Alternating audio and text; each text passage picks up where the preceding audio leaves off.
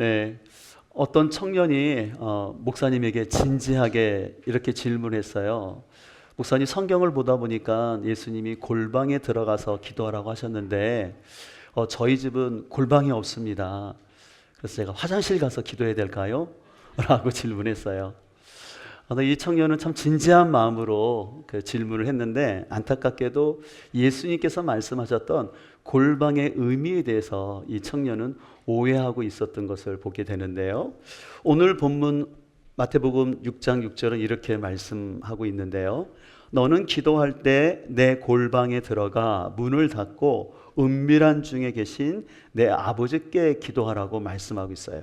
여기 나오는 골방이라는 것은요, 비밀스러운 공간을 말하는데, 예수님 당시에는요 창문도 없는 아주 작은 방을 말합니다.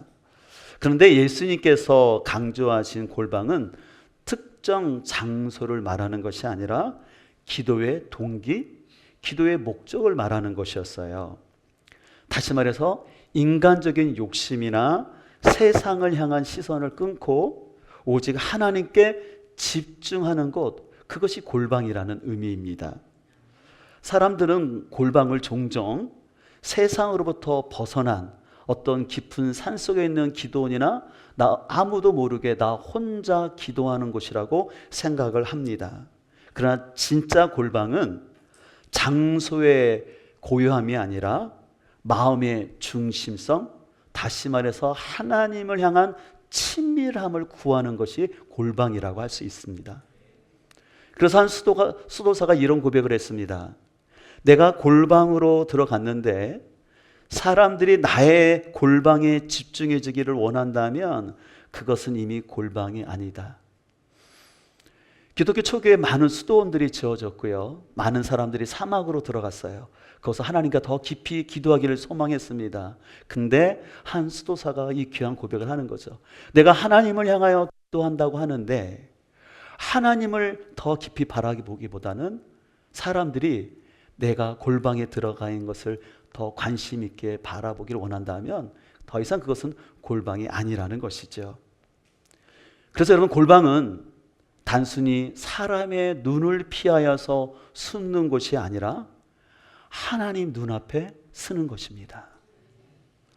그래서 진짜 골방은, 그 진짜 골방의 주인은 기도하는 내가 아니라 은밀히 보시는 하나님인 거죠.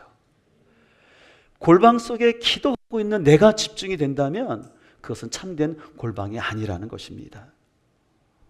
이런 차원에서 예수님께서 금하신 것은 뭐냐면, 공개적인 기도를 금한 것이 아니라 보여주기식 기도하는 것을 예수님은 금하신 것을 볼 수가 있습니다. 왜냐하면 성경 어디에서도 공동체의 기도를 금하신 적은 없기 때문에 그렇습니다. 그래서 예수님이 강조하신 은밀함은 장소의 은밀함이 아니라 그 마음의 중심성이 오롯이 하나님께 있는 것을 말하는 것입니다. 예수님이 이어서 기도에 대해서 또 이렇게 가르치셨는데 7절에서 이렇게 말하고 있습니다. 또 기도할 때 이방인과 같이 중언부언하지 말라. 그들은 말을 많이 하여야 들으실 줄 생각한다라고 말씀하고 있습니다. 여기서 중언부언이라는 단어는 뭐냐면요, 무의미하게 반복하고 기계적으로 주문 외우듯이 기도하는 것입니다. 당시 이방 종교에서는요, 신의 마음을 움직이기 위해서는 같은 말을 계속해서 수백 번 반복하거나 아니면 긴 기도문을 주문 외우듯이 외우는 것이라고 생각했습니다. 그 대표적인 예가 여러분 구약성경 열왕기상 18장을 보게 되면 엘리야 선지자와 바알을 섬기는 선지자들의 싸움의 대결이 있었을 텐데, 그 이방신을 섬기는 사람들은 계속해서 바알의 이름을 부르는데 그 바알신이 응답하지 않는 거예요. 나중에는 어떻게 했습니까? 칼로 자기 몸을 상하면서 그 바알이 빨리 응답해 주기를 바랬던 그 기도의 모습을 우리는 기억하고 있습니다. 근데 예수님은 바로 이런 식의 자기 중심적인 주문형 기도하는 것을 하지 말라라는 것입니다. 그래서 여러분, 여기서 우리가 기억할 것은 중언부언 기도하지 말라라는 것은 반복 기도를 하지 말라라는 것이 아니라는 것이죠. 예수님께서 금하신 것은 반복이 아니라 하나님과 관계없이 자기 욕망을 위해서 형식적으로 무의미하게 주문과 같이 기도하는 것을 금했던 것이죠. 근데 우리는 때때로 이 중언부언하지 말라는 말씀을 같은 말을 반복하면 안 된다라고 생각을 하게 됩니다. 그러다 보니까 자꾸 우리가 기도가 짧아지고 간단하게 기도하려고 하는 모습을 볼 수 있어요. 그러나 여러분들 예수님도 어떻습니까? 십자가를 지시기 전에 할 수만 있다면 이 잔을 옮겨달라고 3번씩이나 기도하셨고, 고린도서 12장을 보더라도 사도 바울도 자신에 있는 육체의 가시를 제거해달라고 반복적으로 기도했던 것을 알 수가 있습니다. 여러분, 구약을 통해서도 우리가 이 반복 기도의 중요성을 알 수 있는데, 다니엘서 6장 10절은 이렇게 말씀하고 있는데 같이 한번 읽겠습니다. 다니엘은 왕이 금령 문서에 도장을 찍은 것을 알고도 자기의 집으로 돌아가서 다락방으로 올라갔다. 그 다락방은 예루살렘 쪽으로 창문이 나 있었다.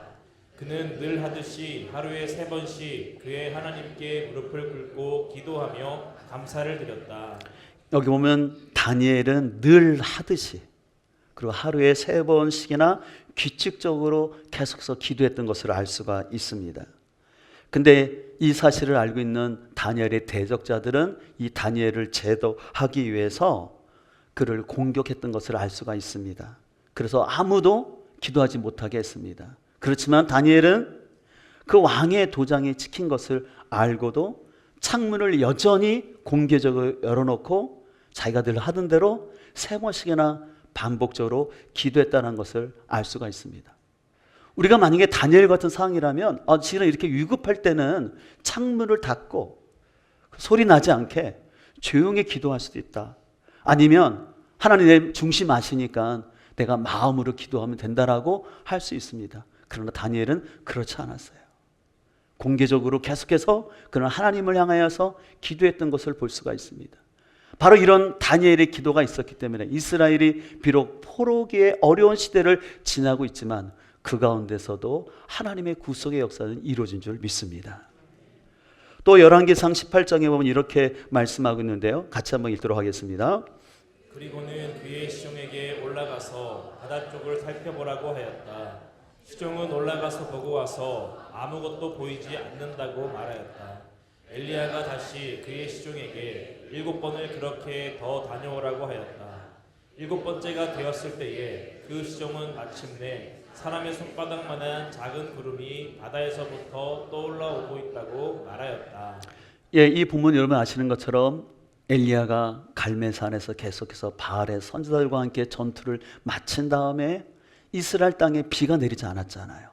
그래서 비를 구하는 기도를 하나님께 구하는 거예요. 근데 엘리야가 몇 번을 기도했다고 말하고 있습니까? 7번을 반복해서 계속해서 기도했던 것을 볼 수가 있어요. 왜 7번 기도했을까요? 6번 기도할 때까지는 아무 응답이 없었다라는 것이죠. 그러나 그가 포기하지 않고 7번 반복해서 기도했을 때 손바닥만한 작은 구름이 나타나면서 하나님의 응답이 사인이 나타난 것을 볼 수가 있습니다. 만약에 엘리야가 이렇게 반복해서 기도하는 것은 믿음이 없는 거라고 생각하고 그냥 기도하지 않았다면 이스라엘에게는 비가 내리지 않았을 것입니다. 그래서 여러분들 우리가 기억할 것은 기도의 본질은요, 늘 우리가 하나님께 묻고 그 묻은 것에 대해서 하나님이 뭐라고 말씀하시는지 듣고 그 들은 말씀에 순종이라는 반복을 통해서 하나님과 사귐을 갖는 것입니다. 그래서 여러분들 이것을 늘 기억했으면 좋겠어요. 신앙생활은 뭐냐? 기도는 뭐냐? 하나님께 묻는 거예요.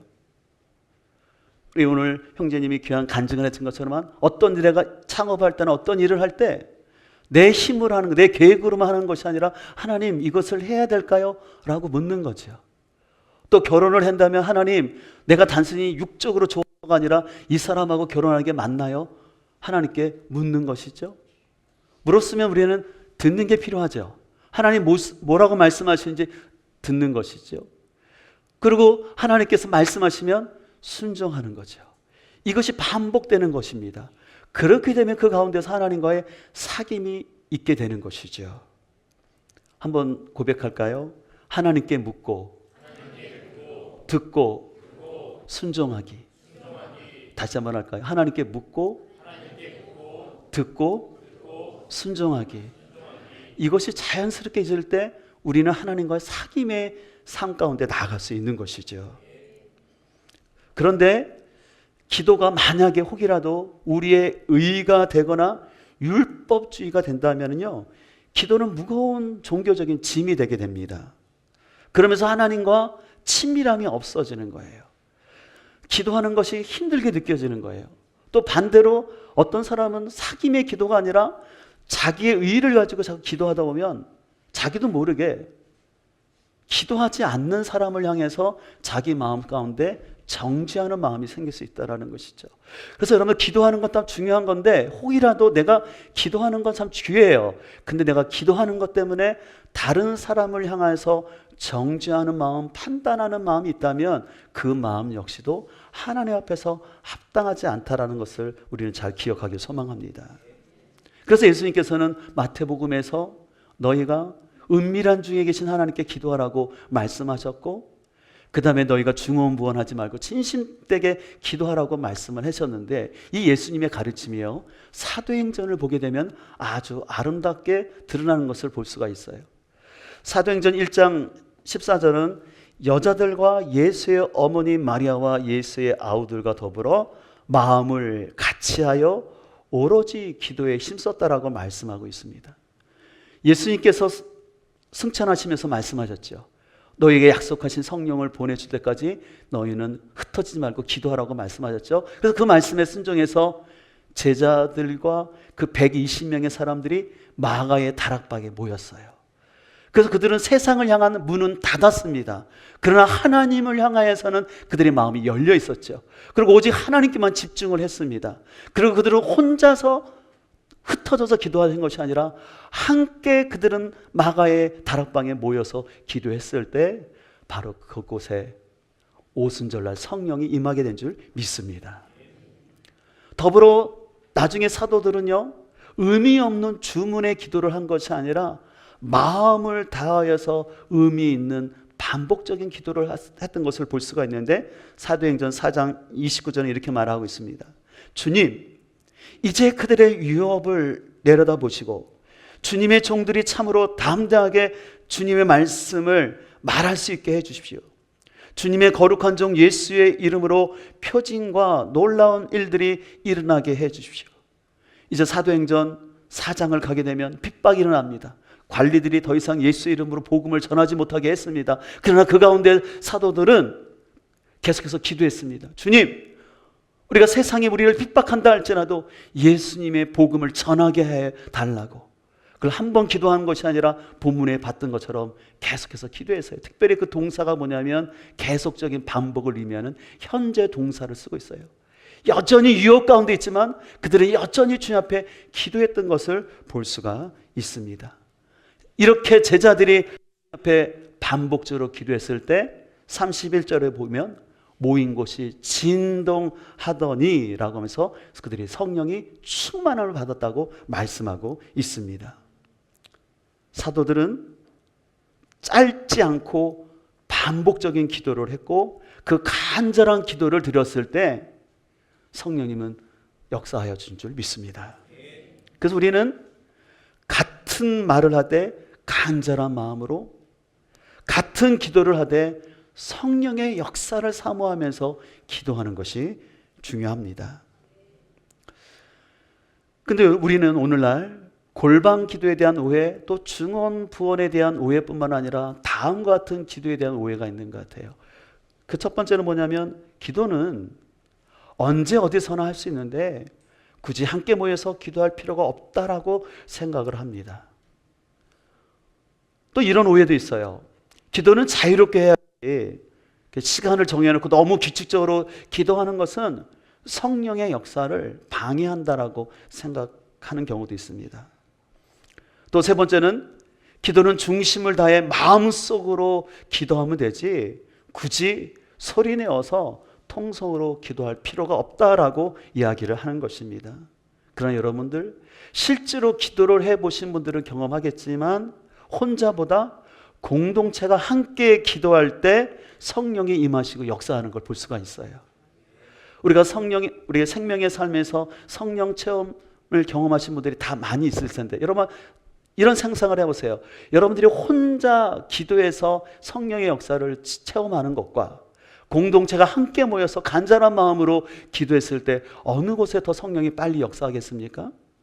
당연히 공동체가 함께 모여서 서로 도와주고 사모하며 할 때 그곳에 성령의 역사가 더 강력하게 일어나는 줄 믿습니다.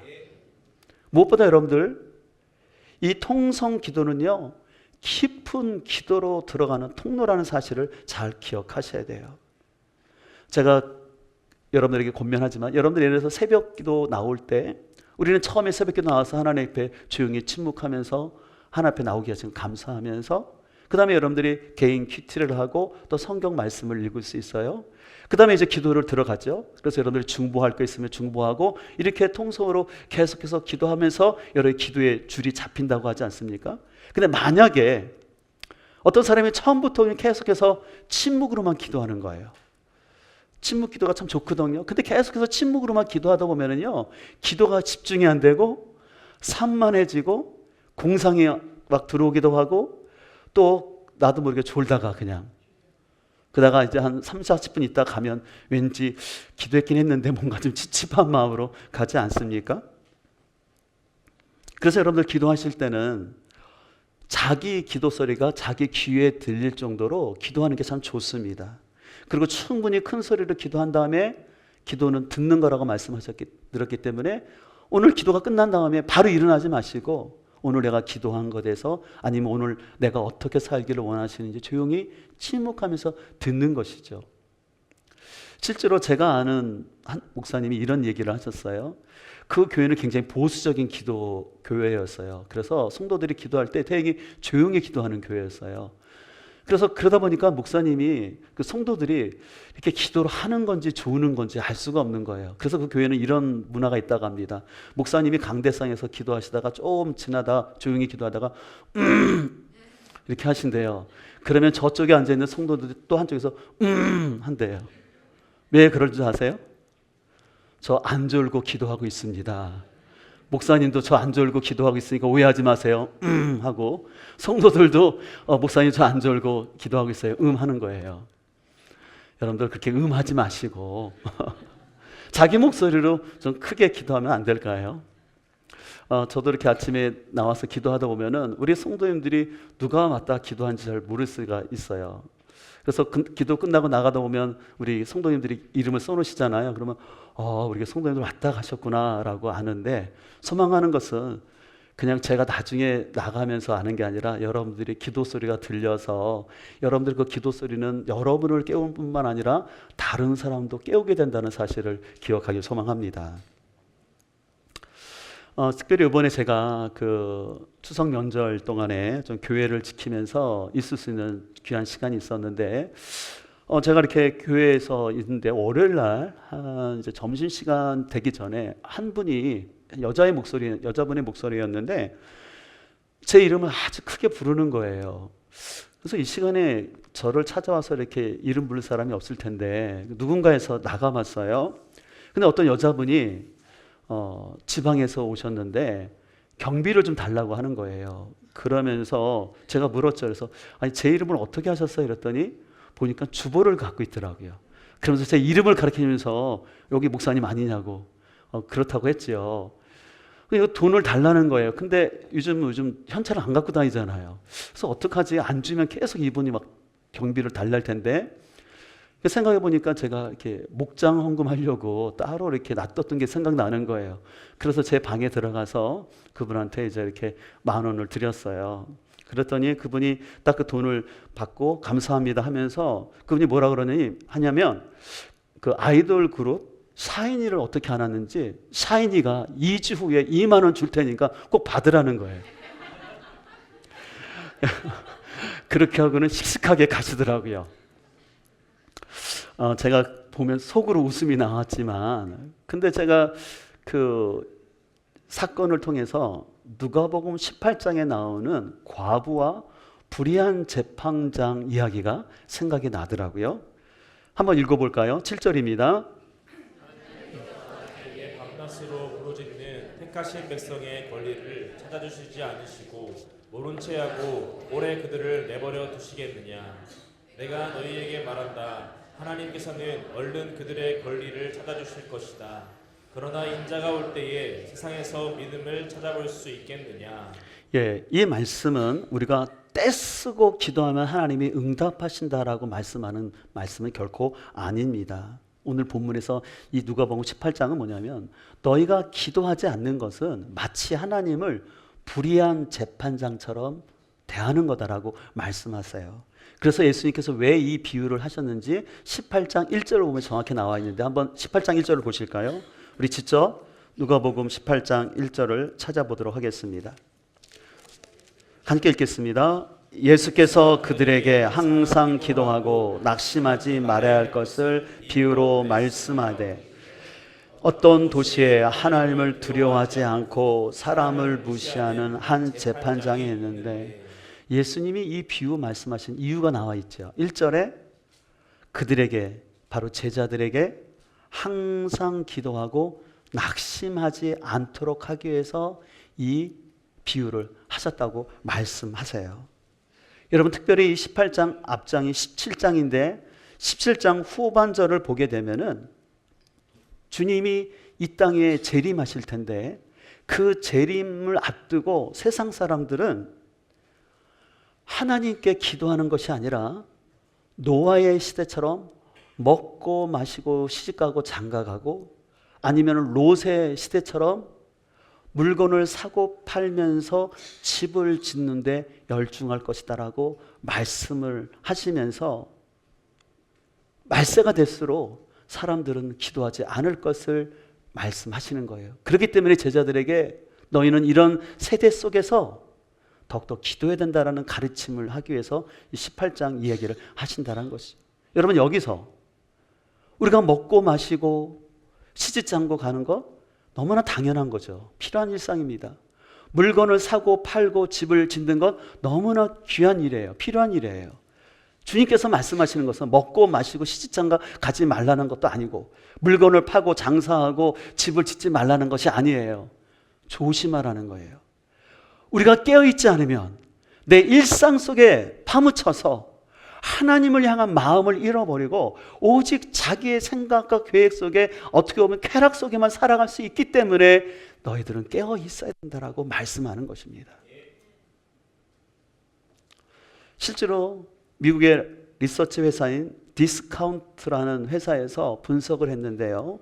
하루에 사람들이 스마트폰을 몇 번 터치하나 알아봤더니 2600번을 터치한다고 합니다. 그리고 사람들이 하루에 스마트폰을 몇 시간 사용하는가 봤더니 4시간 30분을 사용한다고 통계를 냈어요. 근데 이게 미국의 통계라면 우리나라는 훨씬 많이 사람들이 스마트폰을 볼 것입니다. 우리에게 세상의 정보도 필요하지만 우리는 먼저 하나님을 아는 것. 그것이 우리의 신앙의 첫 번째 길임을 기억하시길 소망합니다.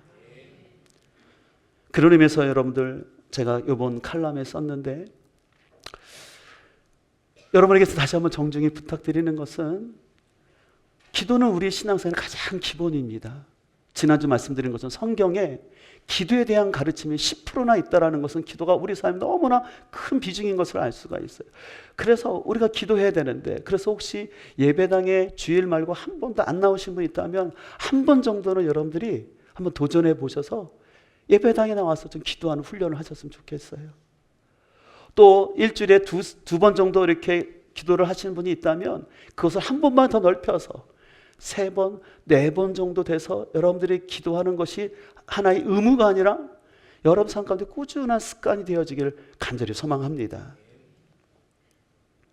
무엇보다 여러분들 지난주 말씀한 것처럼 기도는 목회자나 어떤 중직자만 하는 거라는 그 오해를 버리고 하나님이 우리를 다 왕같은 제사장이요 택하신 족속이라 불러주셨기 때문에 우리 모두가 하나님 앞에 기도해야 된다는 것. 그 기도를 통해서 하나님의 풍성함과 부유를 경험할 수 있기를 간절히 소망합니다.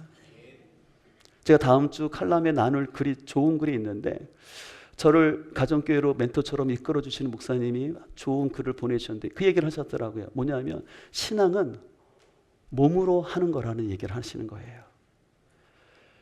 기독교 신앙은 우리는 자꾸 사람들이 지식으로 생각하고 관념과 생각으로 생각하는데 기독교 신앙은 아니라는 거예요. 몸으로 하는 거라는 거죠.